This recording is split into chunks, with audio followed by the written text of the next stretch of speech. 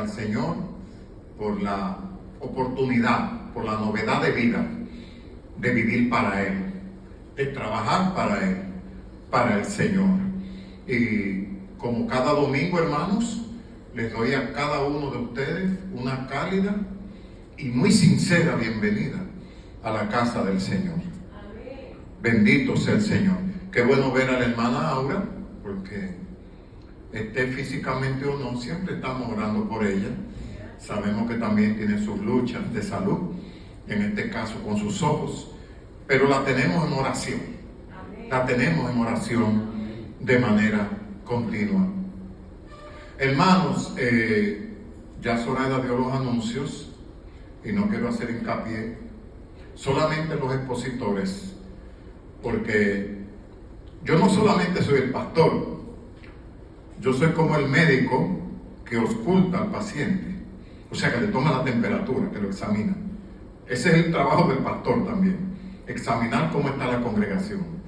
Y me he dado cuenta que ha habido un ligero descuido en los pagos de los expositores, comenzando conmigo, porque yo debía 3 y el último, el número 4, no me quiero disculpar, hermano. Yo les dije a ustedes los otros días que a mí no me gusta tener compromiso. Lo que pasa es que se me olvida, me envuelvo en una y en otra cosa. Y si Zoraida no viene y me sacude, me dice: mira, Leo, tienes expositores pendientes, pero ya me puse al día con la hermana Joaquina hoy. Ya me puse al día con la hermana.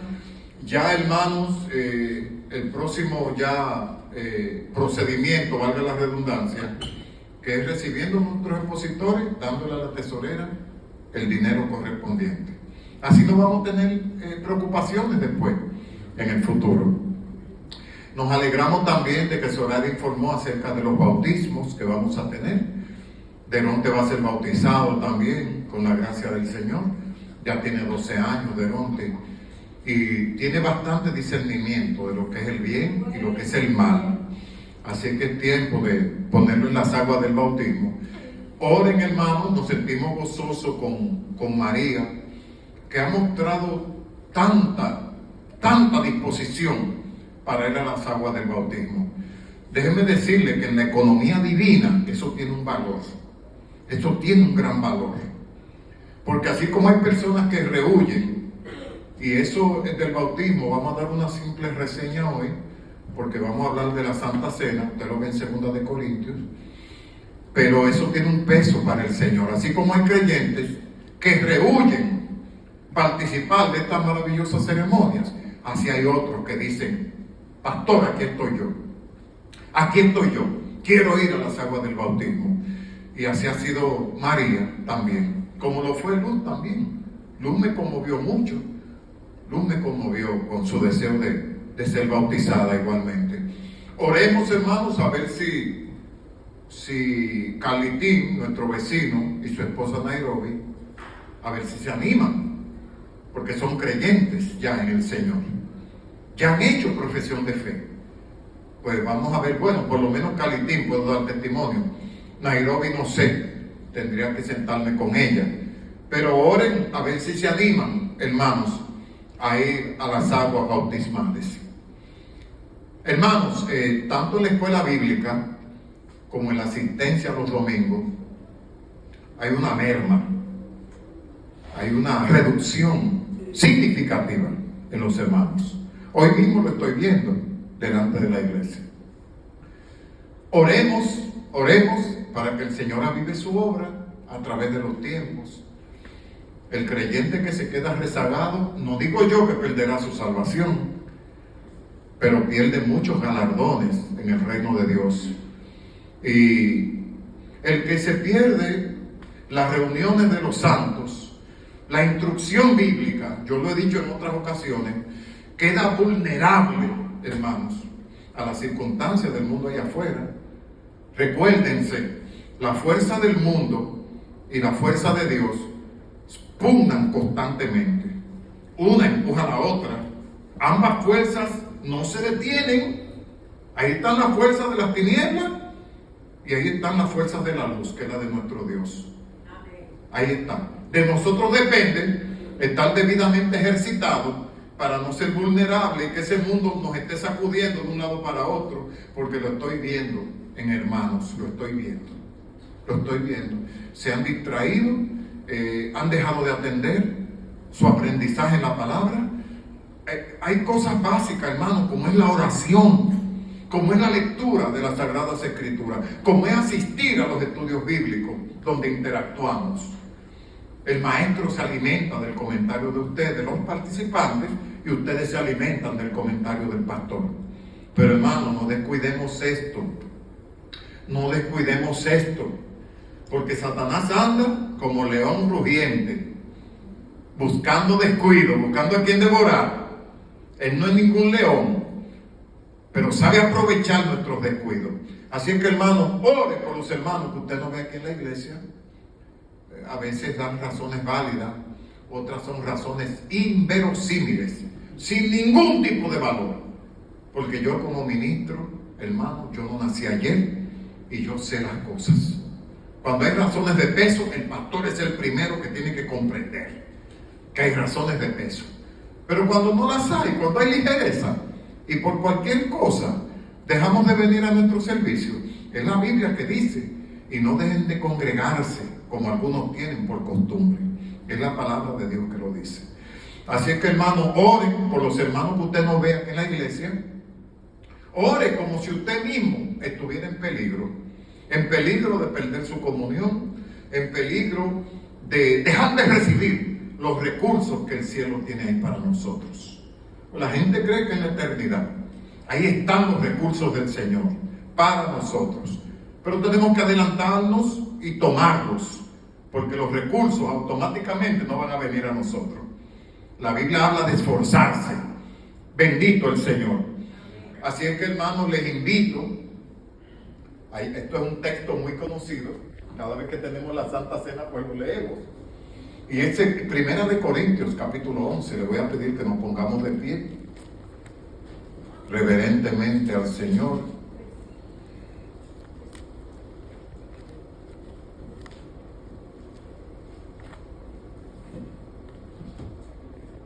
Y vamos a leer Primera de Corintios 11, amados. Nosotros participamos de la Santa Cena. Es un asunto de doctrina, pero pocas veces se trata en el mensaje del domingo. Y es un mensaje siempre oportuno, es un texto siempre oportuno, porque la Santa Cena la llevamos a cabo con la regularidad de cada primer domingo del mes. Es un mandato del Señor, no es un capricho, no es algo cuando yo esté de humor, es un mandato solemne de parte de nuestro Dios. Yo había puesto aquí Primera de Corintios 11, 26 al 34, perdón, si le di mala información a nuestro hermano, es desde el 23 hasta el 26. Del 34 en adelante hay algunos aspectos negativos que tienen que ver con los descuidos en la cena del Señor, y eso probablemente lo tratemos el domingo que viene. ¿Por qué? Por lo delicado que es, por lo sensitivo que puede ser.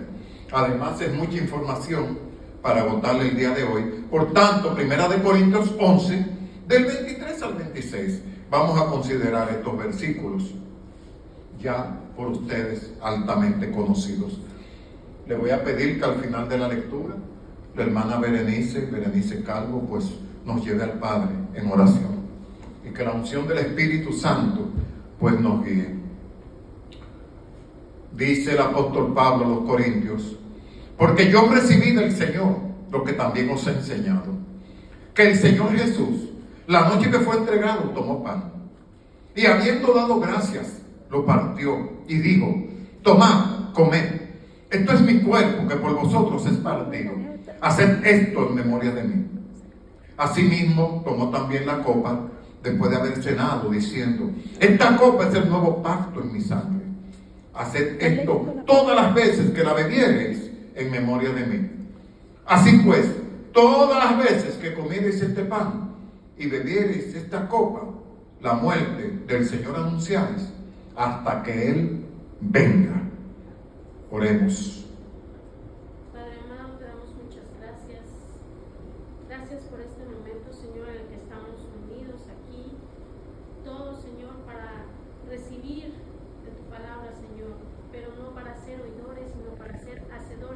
sí, Señor, qué gran verdad. Este domingo, Padre amado. Oh, Padre. Que sea tu Espíritu Santo, Señor bendito Dios, abriendo nuestro entendimiento, Padre. Tu palabra dice que pidamos, si no tenemos sabiduría, que la pidamos, Señor Padre. Que esta palabra, Señor, se quede en nuestros corazones, que las guardemos como el tesoro más preciado. Oh, sí, que la abracemos, Señor. Te damos gracias, Señor bendito Dios, en el nombre de tu Hijo amado Jesucristo. Amén. Amén, amén. Pueden tomar asiento, hermanos. Gracias, Berenice, por una oración tan sincera y tan sentida. La fe en la mesa del Señor. De tantas cosas que vamos hoy a descubrir, vamos a descubrir los múltiples propósitos que tiene participar de la Santa Cena. Porque a veces lo damos como algo simple, pero la fe es un factor que demostramos, y lo vamos a sustentar con la palabra de Dios hoy, que la fe es una muestra cuando participamos en la mesa del Señor o en la cena del Señor. Y yo les quisiera hacer una pregunta, hermanos, a ustedes. ¿La cena del Señor ya existía en el Antiguo Testamento? ¿Ya existía la Santa Cena? Sí, ya existía. Ya existía, pero era llamada la Pascua de Jehová. Y usted lo puede ver en Éxodo capítulo 12, versículo 11. La Pascua de Jehová. Ya se participaba. En ese capítulo 12 del Éxodo, que está lleno de tipologías, de símbolos, es un libro rico, hermanos, que apunta al Calvario, apunta a Cristo Jesús. Léanlo, el capítulo 12 de Éxodo. Dice el libro de Éxodo 12, dice Jehová: yo pasaré aquella noche y ejecutaré mi juicio sobre la ciudad de Egipto, sobre los primogénitos y sobre sus dioses, dice Jehová.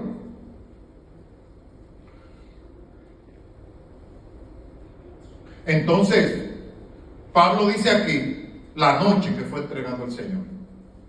Usted ve la tipología aquí. Dice el Señor en Éxodo: yo pasaré aquella noche.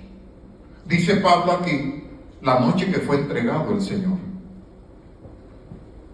No se pierda nada de la palabra.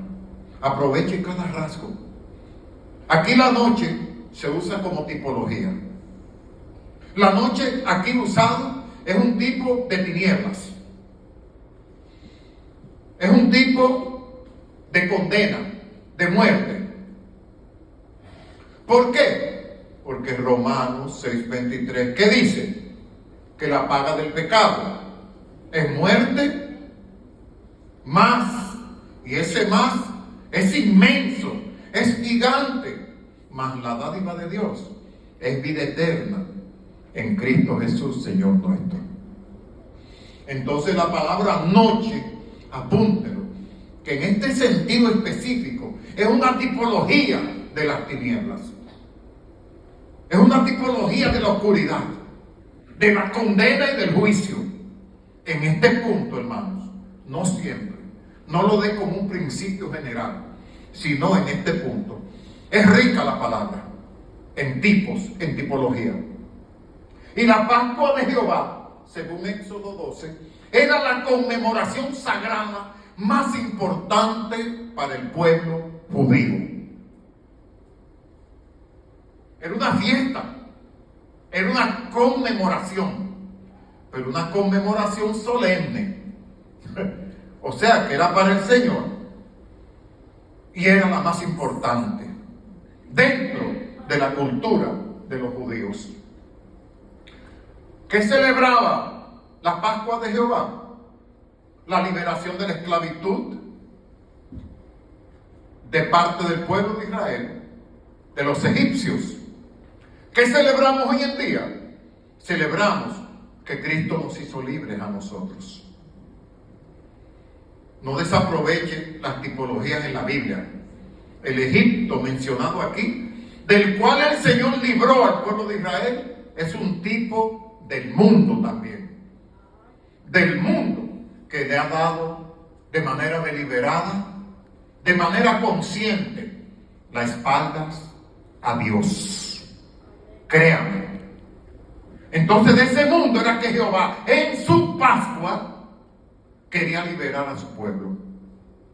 Nosotros conmemoramos en la resurrección de Cristo nuestra libertad del pecado. Juan 8:32 lo dice muy claro. Y conoceréis la verdad. Y la verdad os libertará, dice la palabra del Señor. Entonces sí se conocía la cena del Señor, pero era la Pascua de Jehová. Bendito sea el nombre del Señor. Y no solamente las tipologías, sino las similitudes también. Aproveche esta palabra, hermanos. Hay similitudes también. En aquel tiempo había que sacrificar un cordero. En ese tiempo había que derramar sangre para redimir al pueblo, aunque fuera de manera temporal, de sus pecados. Juan el Bautista define a Jesús como el Cordero de Dios que quita el pecado del mundo. Entonces allí hubo que sacrificar un cordero en el Éxodo. Esas son las similitudes que tiene. Jesús es el Cordero de Dios. Había que derramar sangre para poder un acto ser válido delante de Dios de liberación. Y Cristo vino a derramar sangre también como el Cordero de Dios. Porque sin derramamiento de sangre, hermanos, no hay remisión de los pecados. Entonces tiene esas similitudes. Ya usted tiene los tipos, ¿verdad? Apunte las similitudes. Un cordero, derramamiento de sangre. Ambos tenían que acompañar ambas celebraciones. Bendito sea el nombre del Señor. Amén. Y también, aparte de los tipos, aparte de las similitudes, la gran paradoja. La gran paradoja, hermanos. ¿Qué es una paradoja? Un hecho o un dicho contrario a la lógica. Eso es una paradoja, una idea extraña, como aparentemente sin sentido, que no tiene lógica. Porque es ilógico que nuestra libertad gloriosa dependa de la muerte del Señor. Somos libres por Jesucristo. El pueblo de Israel celebró su libertad porque sacrificaron un cordero. Esa es la gran paradoja. Que Dios, de la tragedia de Jesús, nos dio vida eterna a nosotros. Y no solamente vida eterna, Gladys.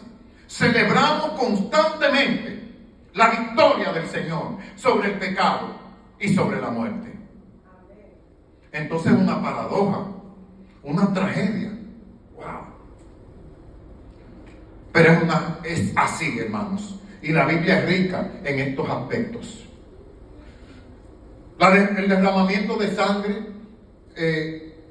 Jesús dijo en Lucas 22:11: cuánto he deseado comer con vosotros esta Pascua. Por eso es que es un desafío a la lógica.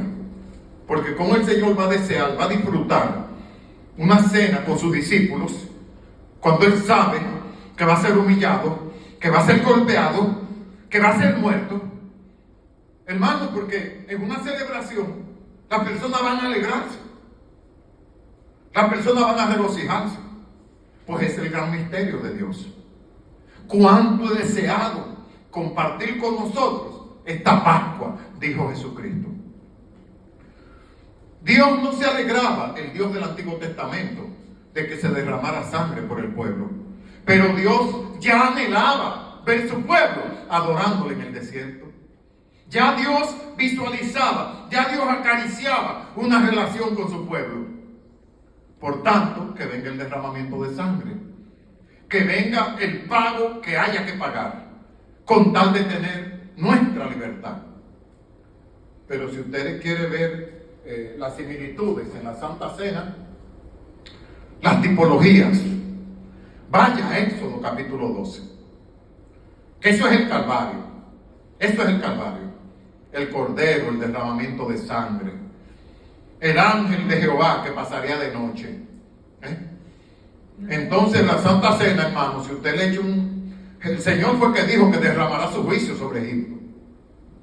No hay mucha diferencia en el Egipto de hoy. No hay mucha diferencia. No hay mucha diferencia. Cuando el Señor venga como juez, vendrá a traer juicio sobre el mundo, sobre el Egipto moderno. Dice que Satanás es el príncipe de este mundo, dice la Biblia. Pero los redimidos, lo que el Señor ve compartiendo y celebrando en la comunión, la Santa Cena, va a pasar como en el libro de Éxodo, que el ángel, cuando vea la sangre en el dintel de las puertas, pasará de largo. El ángel de la muerte no tocará al pueblo redimido de Dios. Igualmente nosotros, cuando el Señor venga como juez justo y soberano sobre la tierra, el Señor no tocará a los redimidos. Desde luego, nosotros esperamos, es mi deseo, que cuando el Señor venga ya a juzgar el mundo, ya nosotros nos hayamos ido con Él, ya. Al son de la trompeta mi alma volará, mi alma volará. Pero está lleno de similitudes, hermano. Entonces, el Éxodo es una dramática prefiguración de la ofrenda que Dios habría de dar. Pero usted no cree que Dios ofrenda. Es una prefiguración de la ofrenda que Dios iba a dar a través de su Hijo al mundo. Para que muriera en lugar de ¿quién? En lugar de nosotros. Entonces la Biblia está llena de tipos, de figuras, de similitudes. Pero qué gran paradoja cuando Isaías dice que el castigo de nuestra paz fue sobre Él y por sus llagas fuimos nosotros curados. Es una gran paradoja. Eso es algo que no resiste la lógica. ¿Cómo va a ser que en el castigo de Jesús está la paz que nosotros gozamos hoy en día? ¿Cómo es posible que en las llagas del Señor esté garantizada nuestra sanidad? Usted ve por qué yo digo que es una paradoja. Es un desafío a la razón. Y hermanos, cuando disfrutemos la Santa Cena, hagámoslo con corazón transparente y sincero. Porque miren, yo me imagino a nuestro Dios mirando cómo nosotros lo hacemos, que es un acto de fe. Para el mundo va a ser juicio. Porque la cena del Señor es para los redimidos. Es para el pueblo escogido de Dios. Porque ¿qué dice la palabra de Jesús? Que a lo suyo vino, a su mundo, a lo que Él hizo. Porque nada de lo que ha sido hecho fue hecho sin Él. Dice la palabra. A lo suyo vino. Mas los suyos, los judíos, su nación, no les recibieron. Y hay otro más ahí. Mas a todos los que les recibieron, los que creyeron en su nombre, les fue dada potestad de ser hechos hijos de Dios. Hay una diferencia notable. Amén. Lo que para nosotros va a constituir una bendición, puertas abiertas a la eternidad, el deleite, la dulzura de Dios. Para el mundo, para el Egipto moderno, va a ser juicio. Va a ser juicio, hermanos. Va a ser juicio. Por tanto, participemos de la cena del Señor con fe. Vengamos a la mesa del Señor con fe, con agrado, sabiendo que ya el Señor nos libró del juicio ya. Ya el Señor pagó el precio, porque lo dice claro Romanos 6:23. Era necesario hacer un pago. ¿Y quién podía pagar por nuestro pecado? Solamente Dios. Solamente Jesús. A mí me llamó la atención aquel bosquejo de dos niños jugando en un lodazal. Dos niños. Y los niños representan al mundo y el pecado. Y los niños en el lodazal trataba uno de limpiar al otro, pero no podían, porque estaban llenos de lodo los dos. Cuando uno trataba de limpiar al otro, lo que hacía es que lo ensuciaba más. Tuvo que venir alguien de fuera. Tuvo que venir alguien que estaba limpio. ¿Ustedes entienden la idea? Tuvo que venir Cristo, el Hijo de Dios, descender del cielo, puro y santo, para librarnos del lodazal. Dios pagó el precio, hermanos. y aunque se sustenta doctrinalmente que la salvación es gratuita, porque es por fe en Jesucristo, pero no hay contradicción, hermanos. A Dios le costó. Para Dios fue muy caro. Para Dios fue muy caro el pago que tuvo que hacer por ti y por mí. Para Jesús, mientras era desnudado, mientras era lacerado en sus espaldas, también fue muy caro y muy costoso lo que el Señor hizo. Por eso a mí me enoja mucho el universalismo, que dice que al fin de cuentas, los salvados y los perdidos al fin de cuentas tendrán Dios misericordia. Eso no es lo que enseña la Biblia, hermanos. Eso no es lo que enseña la Biblia. Del llanto y el crujir de dientes me habla de eternidad, me habla de siempre. Así es que el universalismo religioso, rechácelo, porque eso es una doctrina torcida. Torcida, hermanos, torcida.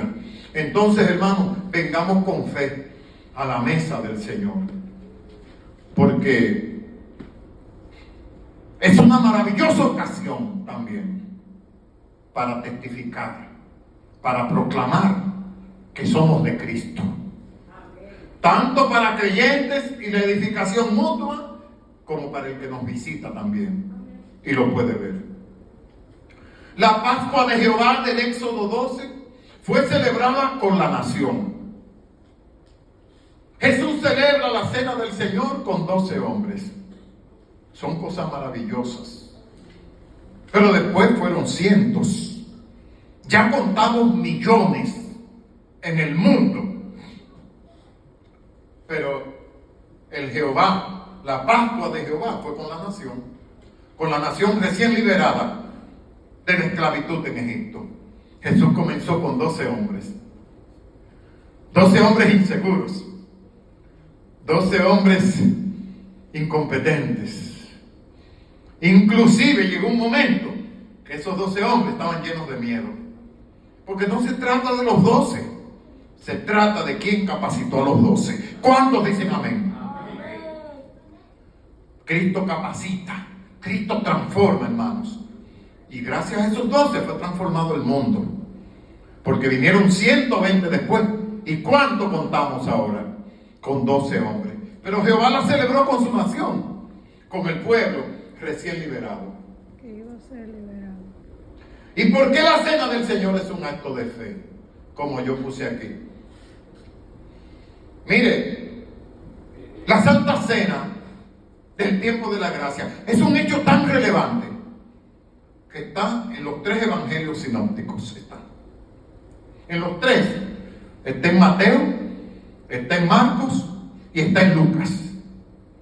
El único que lo excluye es Juan. Los evangelios sinópticos.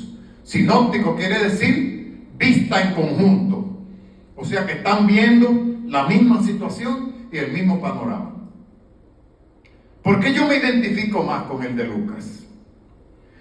Porque en el capítulo 22, cuando Lucas habla de la cena del Señor, él usa el mismo término de Pablo, en memoria. En memoria. Bendito sea el nombre del Señor. Entonces, la cena del Señor no solamente confiesa que recordamos a Jesús, que recordamos su sacrificio. No solamente recuerda, quiere decir que no olvida. Que no olvida, hermanos. Porque muchos han confesado y se han apartado de la senda. Se han olvidado de lo que el Señor hizo por ellos. Y me llamó la atención que Zoraida lo ocupó en Crónicas 16, versículo 12, donde habla de la memoria también. Digo, wow, pero el Señor está hablando en memoria de mí. Pablo lo dice 2 veces en Primera de Corintios. Entonces no es solamente el asunto de recordar, es nunca haberlo olvidado al Señor. Es nunca haberlo olvidado. Es un acto de fe. No solo confiesa el que ha creído, sino que no lo ha olvidado. Lo que dice Pablo en el verso 1, porque yo recibí del Señor lo que asimismo les he enseñado. Eso introduce dos aspectos teológicos importantísimos. Lo que yo recibí del Señor y lo que yo os he enseñado. ¿Cuáles son los dos aspectos? La cena del Señor no salió de la mente de Pablo. No se le ocurrió a Juan. No se le ocurrió a Pedro. Por eso Pablo dice, porque yo recibí del Señor. Es un mandato directo del Señor, o lo que le llaman en el ejército, una orden directa. Y Pablo se preocupó por haberlo enseñado. Yo recibí lo que así mismo os he enseñado. ¿Dónde Pablo lo enseñó? En las iglesias que él fundó. Enseñó los aspectos, dio doctrina del aspecto de la Santa Cena. Por tanto, ninguna de esas iglesias del Asia Menor, tenían excusas por no participar de la Santa Cena.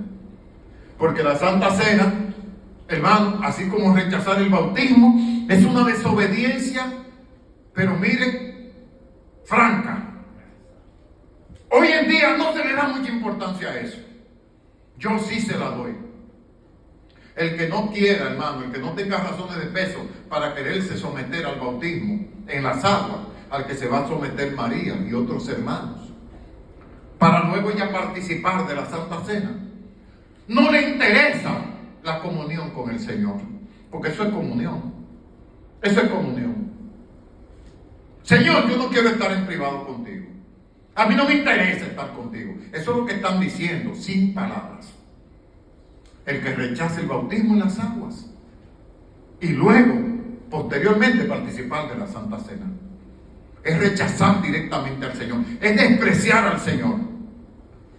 Ustedes se acuerdan cuando dijimos en un mensaje anterior que Jehová se quejó porque el pueblo dijo palabras violentas de él. Eso es como aborrecer a Dios. No, Señor, yo no quiero, no me nace. Eso es indiferencia. Y tales personas, hermanos, no han conocido de verdad a Dios, no han conocido de verdad al Señor. Y me llamó mucho la atención en 2 de Crónicas 12, donde se vuelve a tratar el tema de tener en memoria las maravillas que Jehová había hecho, hermanos. Dios en Deuteronomio, ¿qué dice de la palabra? Ténganla al levantarse, ténganla en el camino, llévenla en la cara, en los frontales. Eso es lo que significa pensar en el Señor, en el antiguo pacto. Hoy en día podemos pensar en nuestro Redentor de manera constante y servirle, hermanos, como Él espera que le sirvamos. Porque yo recibí del Señor. Estos son los dos aspectos. Y Pablo lo enseñó en las iglesias. De modo que nadie tendrá excusa en aquel día de no participar o de rehuir de la Santa Cena. Es importante, hermano, démosle el énfasis, démosle la santidad que eso demanda también. Usted creía que la Pascua de Jehová era una cosa, era cualquier cosa, era una celebración solemne, no era una fiesta de andar con pachanga, que a cada cual se le ocurre, que uno vino con una danza rara. No. La Pascua de Jehová lo dice, conmemoración solemne lo dice. Entonces la cena del Señor, el bautismo del Señor, implica lo mismo. Yo se lo digo con toda sinceridad.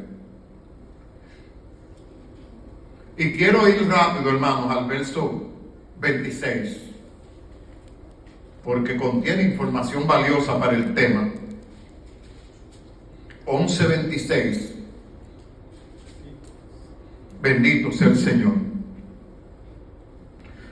Dice Pablo, mientras continúa hablando, así pues, todas las veces que comiereis este pan y bebiereis de esta copa, la muerte del Señor, anunciáis hasta que Él venga. Usted puede subrayar esa segunda parte de ese versículo, porque es muy significativo. La muerte del Señor anunciáis hasta que Él venga. O sea que la cena del Señor no solamente un acto de fe para los redimidos, no solamente va a ser juicio para el mundo, que ha rechazado a Dios.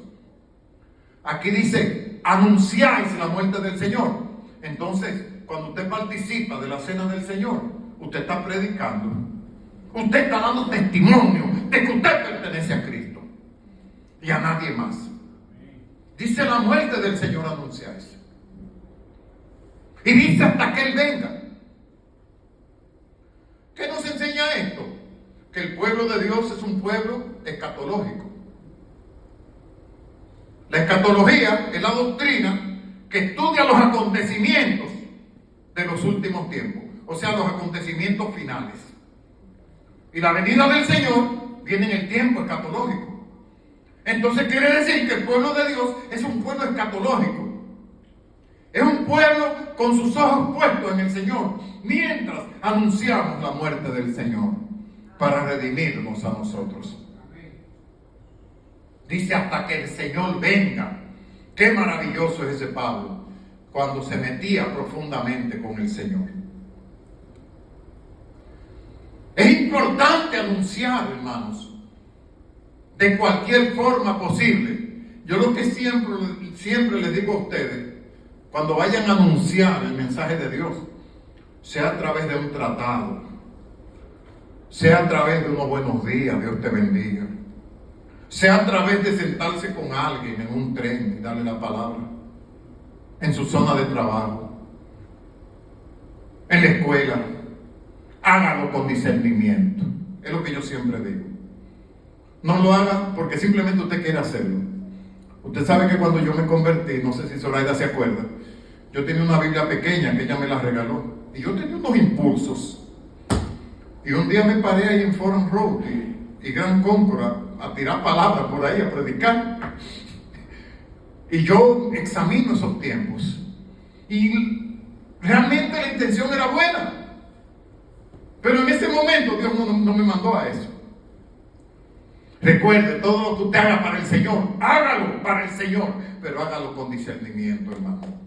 Hágalo con discernimiento. Si va a anunciar, como dice aquí Pablo. Y hay una corriente importante con Primera de Pedro 2:9, donde Pedro hace una declaración gloriosa de lo que es el pueblo de Dios. Dice, el linaje escogido, real sacerdocio, nación santa, pueblo adquirido por Dios. ¿Para qué? Para anunciar las virtudes de aquel que nos llamó de las tinieblas a su luz admirable. Estamos anunciando nosotros cuando participamos de la Santa Cena. Jehová en su Pascua sacó al pueblo de Israel de las tinieblas también. Jesucristo nos sacó de las tinieblas. Que a veces somos mal agradecidos y como el Israel cultural echamos de menos al mundo. Eso es una afrenta a Dios.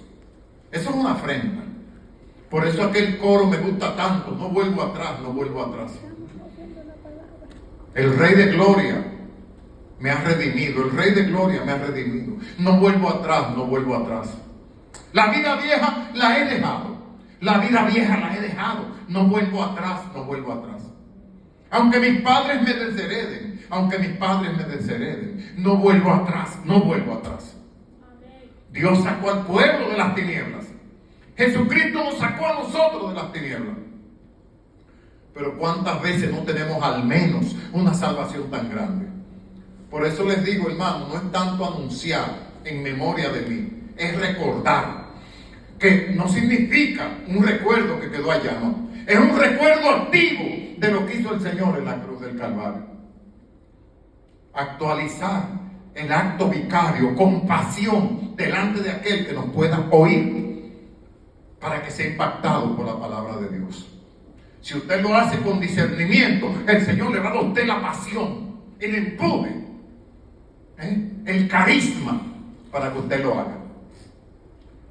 Usted sabe que el término carisma está mal aplicado para la gente del mundo. Carisma es un don que viene de Dios para el hombre. Ustedes han oído mucho para los políticos y los historiadores. ¿Qué hombre tan carismático? Usted estudia la etimología de lo que es carisma, viene de charis, una gracia que da Dios. Y eso es al pueblo redimido solamente. Pero se oye con tanta frecuencia. ¡Wow! ¡Qué carismático ese orador! Ese hombre da un discurso de hora y media sin leer un papel. ¿Cuánto carisma tiene? Carismático es para los redimidos del pueblo del Señor. Pero hermano, con cuánto dolor vemos personas que sí vuelven atrás. Que después de Dios haberlo liberado de esas tinieblas, para que anunciaran las virtudes de Él. ¡Wow! Y luego volver atrás. ¡Qué triste! Mire cómo Pedro dice que somos linaje escogido, real sacerdocio, nación santa, pueblo adquirido por Dios. Adquirir no es una cosa que se consigue gratis. Lo que se adquiere hay que pagarlo. Alabado sea el nombre del Señor. Amén. Pueblo adquirido por Dios para que anunciemos, como dice Pablo aquí. Pablo dice en memoria 2 veces, anunciar hasta la venida de Cristo. ¿Estoy yo anunciando la venida del Señor? ¿Cómo está tu fervor, hermano? Te lo pregunto con sinceridad en esta tarde. ¿Cómo está tu fervor? ¿Está Cristo, su dulzura? ¿Los hechos de la cruz están a flor de labios? ¿O lo tienes tú en un bolsillo porque te da vergüenza? Siempre es sabio examinarnos a nosotros mismos. Siempre. Siempre, hermanos. Siempre. Usted sabe que en la antigüedad el sacerdocio y la realeza estaban separados. Eran funciones aparte. Cuidado con el sacerdote que desempeñara las labores del rey, y cuidado con el rey que se metiera en las funciones del sacerdote. Ustedes lo ven con Naamán y la lepra. Cuando Naamán fue donde el rey de Israel se racó. ¿Y por qué vienes a mí? Entonces lo mandó donde Eliseo. ¿Ustedes? Porque el sacerdocio y la realeza no se mezclaban en ese tiempo. ¿Por qué Saúl ofreció sacrificio a Jehová cuando era Samuel que tenía que hacerlo? Porque era el sacerdote que le correspondía, no era al rey. Qué maravilloso que en el tiempo de la gracia Pedro me dice a mí que somos real sacerdocio, bendito sea el Señor, que somos reyes nosotros y somos sacerdotes al mismo tiempo. Se conjugan las dos funciones en nosotros. Antes eso era separado. Esas son las virtudes, esas son, hermanos, beneficios, las ventajas de la gracia, si podemos decirle así. Bendito sea el Señor. Hasta que Él venga, dice Pablo. Qué palabra tan grande. Nuestro trabajo, nuestra vida para Él tiene que ser hasta que Él venga. Ojalá podamos decir, como dijo Pablo, he acabado la carrera, he guardado la fe. Por lo tanto, me está guardada la corona de justicia que el Señor tiene preparada, no solamente para mí, dice Pablo, sino para todos los que aman su venida. Bendito sea el Señor. Pablo dice aquí hasta que Él venga.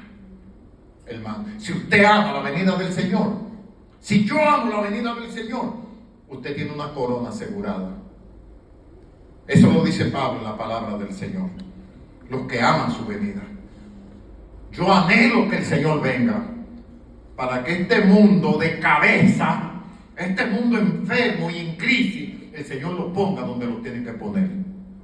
Porque el Señor viene a enderezar el mundo. El Señor viene a corregir, hermanos. El Señor viene a juzgar.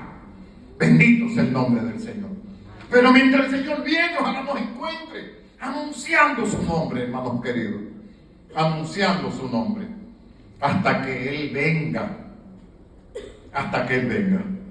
El orden volverá nuevamente a su creador. El orden del planeta volverá a su creador una vez más. Una vez, 2 desamparados se metieron en una tienda.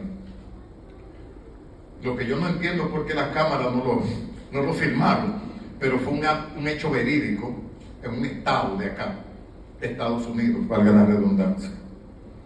Entraron a una tienda por departamentos y comenzaron a cambiarle el precio a todo. un motor fuera de borda para un bote que costaba miles de dólares, le cambiaron el ticket y le pusieron $5.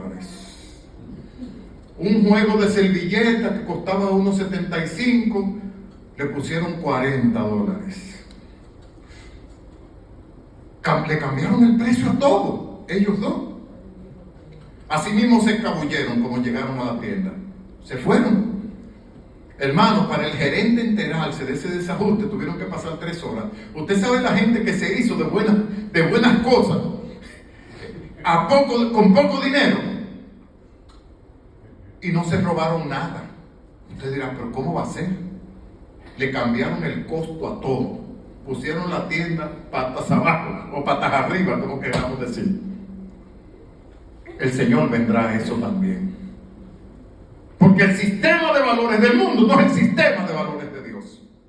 Por eso yo anhelo la venida del Señor. Y usted debería anhelarla también. Porque este sistema de cosas enferma, hermano. Enferma. Ahora anda un rockero en la República Dominicana. No voy a mencionar el nombre, pero eso da hasta náusea. Un rockero que tuvo un problema con la compañera, porque eso es la moneda de cambio de cada día. Y está preso. Y usted ve gente mayor de edad saliendo a las calles. Un muchacho que para más drogado, hermano, que en su sentido cabal. Usted le ve el pelo pintado hasta de 4 colores. Usted le ve los dientes forrados de oro y cosas. Y usted ve gente mayores como usted y como yo, saliendo a la calle. Digo, wow, Señor, pero ¿qué está pasando en este mundo? ¿Qué es lo que está? No, y que lo suelten, y que lo suelten. Un muchacho que no sabe lo que es un sistema de valores. Bendito sea el nombre del Señor. El Señor viene a poner los precios donde van, hermano. El Señor viene a poner los precios donde van. Por eso es que yo anhelo que el Señor venga. Y este sistema de cosas sea resuelto, hermanos. Sea resuelto. Ese es el gran día de nosotros. Por eso me gusta mucho aquel himno. Mi alma volará, mi alma volará. Al son de la trompeta mi alma volará. Porque el Señor viene en las nubes a buscarnos a nosotros. Con voz de mando, con voz de arcángel y con trompeta de Dios. Dice la palabra. Viene el Señor a buscar a su pueblo. Y nosotros debemos anunciar su venida. Y hablar de su muerte, ¿por qué no? Porque la muerte del Señor representa la vida para nosotros. Esa es la paradoja que encierra la palabra de Dios. De una gran tragedia, como fue la de Cristo Jesús en la cruz, el Señor nos dio la redención a nosotros. Es una paradoja, una tragedia. Por eso dice el himno, has cambiado mi lamento en baile, me ceñiste de alegría. Por eso a ti cantaré, gloria mía, y nunca estaré callado, dice el himno. Hermanos, no nos quedemos callados. Proclamemos la grandeza de aquel que nos llamó de las tinieblas a su luz admirable. Amén. Anunciemos las virtudes y no nos avergoncemos. No nos avergoncemos. A mí me emociona la actitud de María. Nadie la ha forzado, igual que Luz, a bautizarse. Yo quiero bautizarme, pastor, yo quiero bautizar. Usted sabe el gozo que eso le da a un ministro. Y si eso soy yo, hermano, lleno de defectos y de improvisación, ¿cómo se sentirá el Señor con esa ofrenda de su corazón que ella quiere dar? Que el Señor nos bendiga en esta tarde. Amén. Que el Señor nos bendiga. Amén. Entonces, hermanos, la Santa Cena es mucho más que participar de unos símbolos. La Santa Cena es un acto de fe. La Santa Cena es una oportunidad gloriosa de proclamar que somos de Cristo. Es una forma de dar testimonio también. Pero esta Santa Cena va a determinar los que son de Dios y los que no lo son. Entonces vendrá juicio, como el Señor del Éxodo. Puestos de pie, mis amados, puestos de pie.